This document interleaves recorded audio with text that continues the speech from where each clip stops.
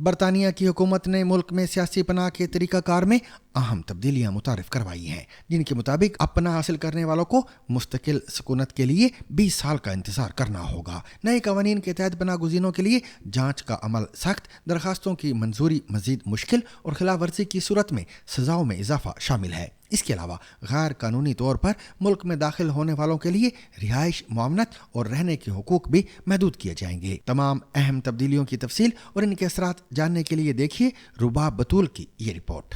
برطانیہ نے اپنے سیاسی پناہ کے قوانین میں کئی بڑی اور سخت تبدیلیاں متعارف کروائی ہیں۔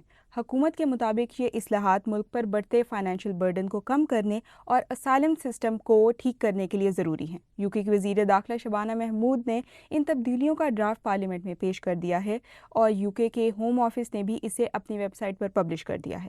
یہ نئے قوانین کیا ہیں اور یہ کس طرح پناہ گزینوں کی زندگی پر اثر ڈالیں گے؟ برطانوی حکومت نے اعلان کیا ہے کہ اب سیاسی پناہ حاصل کرنے والوں کو مستقل رہائش کے لیے 5 نہیں بلکہ 20 سال انتظار کرنا ہوگا۔ اسی طرح سیاسی پناہ کے خواہش مندوں کے لیے ابتدائی رہائش کی مدت بھی 5 سال سے کم کر کے 30 ماہ کر دی گئی ہے۔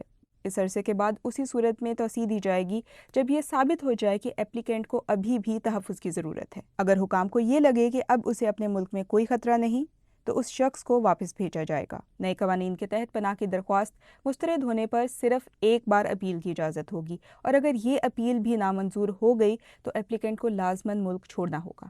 برطانوی وزیر اعظم سر کیئر سٹارمر نے کہا ہے کہ یہ اصلاحات سیاسی پناہ کی لامحدود اپیلوں کا راستہ روکیں گی اور جن لوگوں کے پاس برطانیہ میں رہنے کا حق نہیں انہیں برطانیہ چھوڑنا پڑے گا۔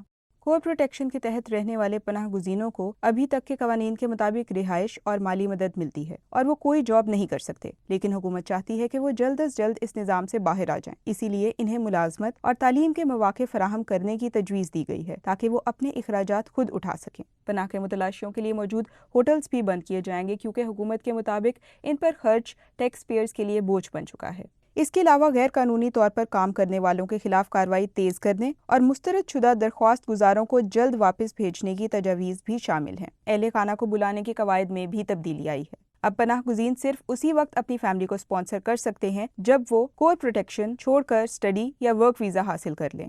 ماہرین کا کہنا ہے کہ یہ اصلاحات برطانیہ کے نظام کو یورپ کے سخت ترین ممالک جیسا بنا دیں گی، لیکن اس بات کی ضمانت نہیں کہ اس سے انگلش چینل عبور کر کے آنے والوں کی تعداد میں کمی آئے گی۔